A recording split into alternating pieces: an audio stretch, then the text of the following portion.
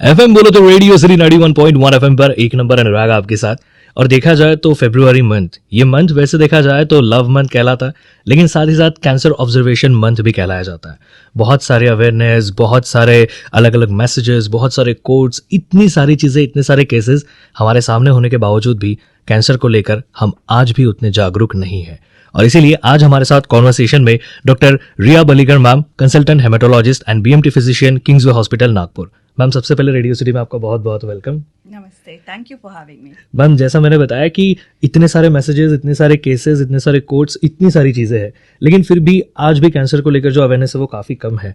तो जहाँ blood cancer की बात आती है तो और एक बहुत बड़ा हवा इशू बन जाता है। ऐसे में क्या है ये ब्लड कैंसर? कैंसर मतलब अनुराग, जब भी हमारे ब्लड में, बॉडी में इन जनरल कोई भी सेल ज़्यादा अमाउंट में प्रोलिफरेट होता है उसे कैंसर बोलते हैं। तो यही जब सेल्स ब्लड के हमारे बॉडी में ज़्यादा एक्सेसिव प्रोड्यूस होते हैं, we call it blood cancers. तो ब्लड कैंसर्स के बारे में अवेयरनेस बहुत इंपॉर्टेंट है, दो रीजंस की वजह से।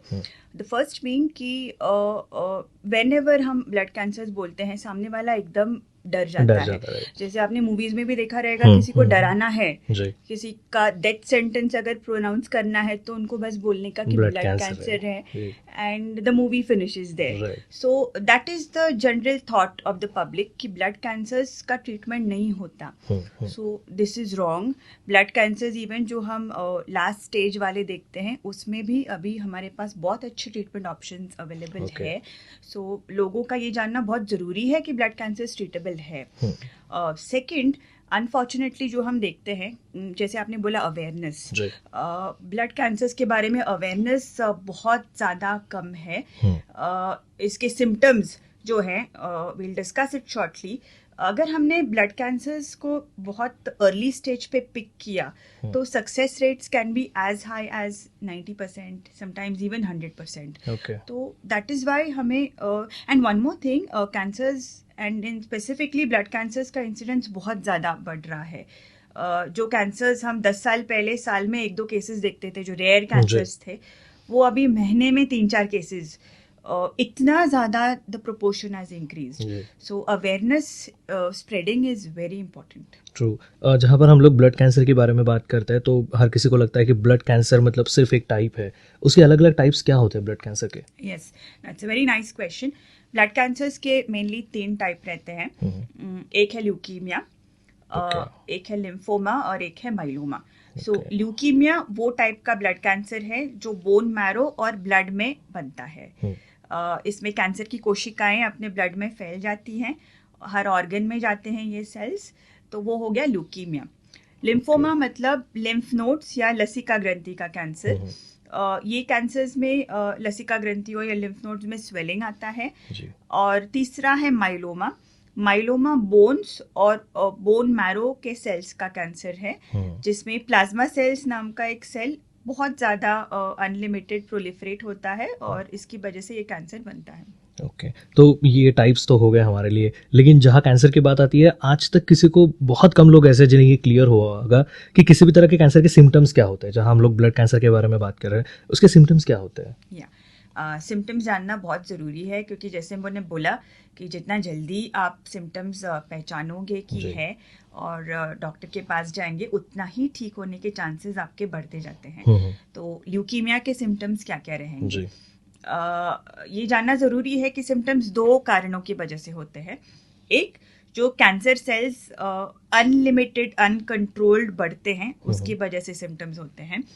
तो जैसे कि हो गया, एक सिम्टम उसका ये रहेगा कि बहुत ज़्यादा पेशेंट को वीकनेस आएगी, पेशेंट का सर दर्द होगा अगर ये ब्रेन में गए, लंग्स में गए या किडनीज में गए तो ये ऑर्गन अफेक्ट हो सकते हैं। दूसरा इम्पॉर्टेंट पार्ट है कि कैंसर सेल्स जहाँ बढ़ रहे हैं वहाँ पे अपने नॉर्मल सेल्स कम हो रहे हैं। तो इसकी वजह से हीमोग्लोबिन कम होना, उसके सिम्टम्स अनीमिया रिलेटेड, अनीमिया जैसे बोलते हैं, थकावट महसूस होना, कोई भी काम में ध्यान नहीं लगना, WBCs कम होने से इन्फेक्शंस होते हैं, जैसे बुखार बहुत दिन का अगर किसी को आए या बहुत तेज़ अगर बुखार आए, कैंसर का लक्षण हो सकता है। और प्लेटलेट्स जो हमारे शरीर के सबसे छोटे ब्लड सेल्स हैं, इनके कम होने से ब्लीडिंग हो सकता है। Okay. जैसे पेशेंट को पेशाब में मोशंस करते टाइम, ब्रश करते टाइम नाक से या लेडीज़ को स्पेशली पीरियड्स के टाइम पे मेंसेस में ज़्यादा ब्लीडिंग हो, ये भी कैंसर का लक्षण हो सकता है। तो ये हो गया ल्यूकीमिया के लक्षण। लिम्फोमा में हम देखते हैं कि लिम्फ नोड्स, अभी लसिका ग्रंथियाँ जो रहती हैं वो नेक में, एक्सिला मतलब बगल में, और जांग में मतलब थाइज में रहते हैं। तो यहाँ पे अगर स्वेलिंग हो तो दिखेगा कि वहाँ पे गांठ जैसी डेवलप हो रही है, और नॉर्मली ये कैंसर की गांठें दर्द नहीं करती। ये इसका एक टिपिकल लक्षण है। इन्फेक्शन में जो गठाने बनती हैं उसमें बहुत दर्द होता है, ये पेनलेस स्वेलिंग्स रहते हैं। दूसरा वेट लॉस, वेट लॉस बहुत कम हम कारण में देखते हैं, उसमें से एक इम्पॉर्टेंट कारण है कैंसर। सो लिम्फोमा नाम के कैंसर में वेट लॉस एक प्रीडोमिनेंट सिम्टम है। और तीसरा है बुखार, बहुत दिन का अगर किसी को बुखार है, कारण नहीं समझ रहा है, तो वो भी लिम्फोमा का लक्षण हो सकता है। माइलोमा ये ब्लड कैंसर, इसके बहुत सारे लक्षण रहते हैं बट कॉमन 3 है जो जानने ज़रूरी है। एक है अनीमिया, हीमोग्लोबिन कम होना। दूसरा है फ्रैक्चर्स, अगर किसी को अनप्रोवोक्ड फ्रैक्चर्स, मतलब चलते चलते अगर किसी को फ्रैक्चर हो रहा है, बैठे बैठे या मिनिमल इंजरी से फ्रैक्चर हो रहा है, इसे हम पैथोलॉजिकल फ्रैक्चर बोलते हैं। लिम्फोमा का माइलोमा का लक्षण हो सकता है। और तीसरा है किडनी में प्रॉब्लम्स। तो एक पेशेंट अगर उन्हें किडनी प्रॉब्लम, फ्रैक्चर और हीमोग्लोबिन कम, ये ट्रायड अगर किसी को है तो ये माइलोमा का केस हो सकता है। तो जितने सिम्टम्स आपने बताए, कई बार ऐसा होता है कि शायद सिम्टम किसी इंसान को हो भी, लेकिन अगर वो उस चीज़ को लेकर अवेयर ही नहीं है तो उसे कभी ये चीज़ पता ही नहीं चलेगी। तो कहीं ना कहीं आपके थ्रू ये चीज़ सभी को पता चल रही है, वो एक बहुत अच्छी बात है। कॉजेज़ क्या क्या हो सकते हैं इस ब्लड कैंसर के? कॉजेज़ देखिए, कुछ कैंसर्स अनुवंशिक रहते हैं, जेनेटिक। अभी हम छोटे छोटे बच्चों में भी कैंसर्स देखते हैं, तो वो जेनेटिक म्यूटेशंस की वजह से हो सकते हैं। बाकी कॉजेज़ रहते हैं, कुछ कैंसर स्मोकिंग रिलेटेड रहते हैं, कुछ कैंसर्स फूड में जो अडल्ट्रेंट्स रहते हैं उसकी वजह से हो सकते हैं। पोल्यूशन जो अपना बढ़ रहा है उसकी वजह से हो सकते हैं। सो एग्जैक्ट ब्लड कैंसर्स में, जैसे हम बोलते हैं कि सिगरेट स्मोकिंग से लंग कैंसर्स हो सकता है, ब्लड कैंसर्स में एग्जैक्ट एक पर्टिकुलर कॉज नहीं रहता जिसकी वजह से ये होता है। So that is one reason.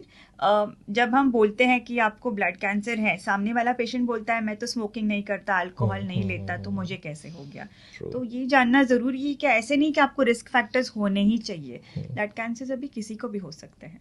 तो लेकिन मुझे तो इतना डर लग रहा है कि मैं सोच रहा हूँ कि अपने आप के लिए कस्टमाइज सूट बनवा लूँ जिसमें से दूर दूर तक किसी भी तरह का कोई भी वायरस मुझ तक ना पहुँचे। बट सच में ये बेहद ज़्यादा ज़रूरी है कि हमें इस तरह का अवेयरनेस मिले, वरना हमें शायद ये चीज़ें पता ही नहीं चलती। जैसा शुरुआत में कॉन्वर्सेशन के आपने कहा कि कई सारे लोग ऐसा सोचते हैं कि ब्लड कैंसर शायद ट्रीटेबल नहीं है, और इसको लेकर और भी बहुत सारी चीज़ें हैं लोगों के दिमाग में। ये डायग्नोस किस तरह से किया जाता है? यस, तो ब्लड कैंसर्स डायग्नोस करने के लिए हम कुछ ब्लड टेस्ट करते हैं। हम बोन मैरो टेस्ट करते हैं, और बोन मैरो ये बोलना चाहूँगी मैं कि बहुत ही सेफ प्रोसीजर है, जिसमें हम थोड़ा ब्लड और बायोप्सी हड्डी से लेते हैं। बहुत सेफ प्रोसीजर है एंड पेन भी मिनिमल होता है, ज़्यादा तकलीफ नहीं होता पेशेंट को टेस्ट करते टाइम।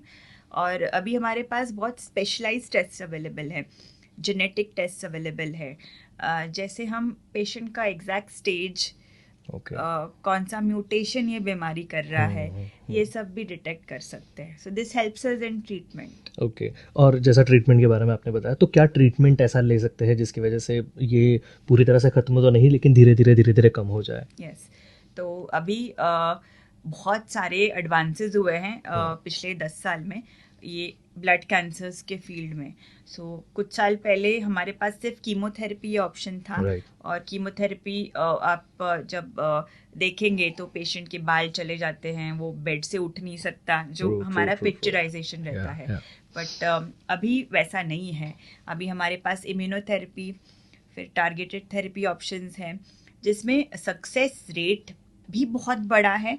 मतलब कुछ इम्यूनोथेरेपीज़ का success rate is as much as 90-100% जैसे मैंने बोला, और साइड इफ़ेक्ट्स भी बहुत कम है। तो ये ट्रीटमेंट क्या करते हैं कि जो कैंसर सेल है सिर्फ उससे टारगेट करते हैं, उसे नष्ट करते हैं, और जो नॉर्मल अपने जो सेल्स रहते हैं वो अनटच रहते हैं। सो साइड इफ़ेक्ट्स भी अभी ट्रीटमेंट के बहुत कम हुए हैं एंड रिजल्ट्स बहुत ज़्यादा अच्छे मिलते हैं। सेकेंड एडवांस एक बोन मैरो ट्रांसप्लांट ये फील्ड में बहुत हुआ है। हमारे देश में अभी बोन मैरो ट्रांसप्लांट्स बहुत ज़्यादा अमाउंट में हो रहे हैं और सक्सेस रेट भी उसका बड़ा है।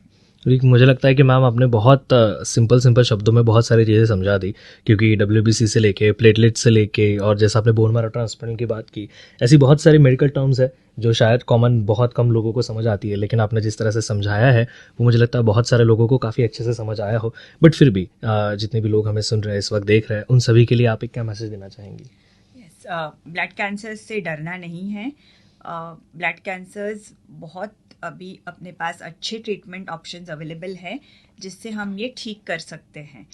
और बहुत ज़रूरी ये बात है कि आप इसके लक्षण समझें और जल्द से जल्द अपने जो डॉक्टर है, इसके जो क्वालिफाइड डॉक्टर्स हैं उनके पास जाइए, इसका निदान करिए और बिल्कुल घबराइए मत, डरिए मत, क्योंकि सक्सेस रेट अभी ये पर्टिकुलर फील्ड में बहुत हाई है एंड क्योर रेट्स भी इसकी वजह से बहुत ज़्यादा बढ़ गए हैं। तो मैम ने जैसा बताया कि डरने की आपको बिल्कुल ज़रूरत नहीं है, क्योंकि कई बार ऐसा होता है कि मुझे कैंसर है, सिर्फ ये वर्ड सुनते ही इंसान घबरा जाता है और आधी इंसान की जो इच्छा शक्ति है वो वहीं पे ख़त्म हो जाती है।